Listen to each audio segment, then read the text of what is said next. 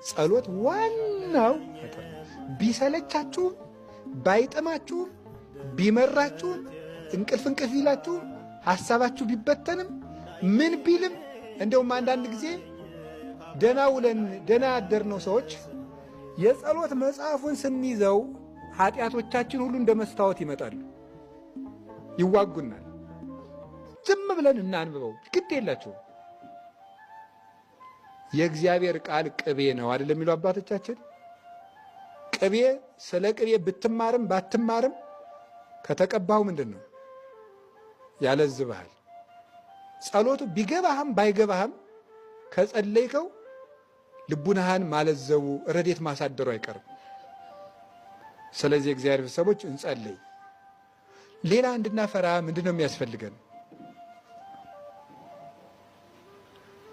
ወይን የሚኮተኩት ያስፈልገናል።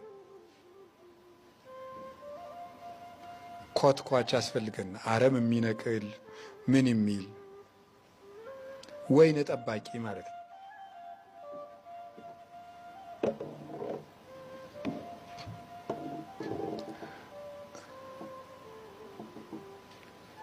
እነዚህ ሁለት ናቸው፣ መምህራንና ንስሐ አባቶቻችን ናቸው።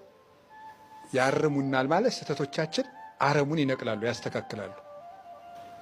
ይኮተኩቱናል ማለት ያስተምሩናል።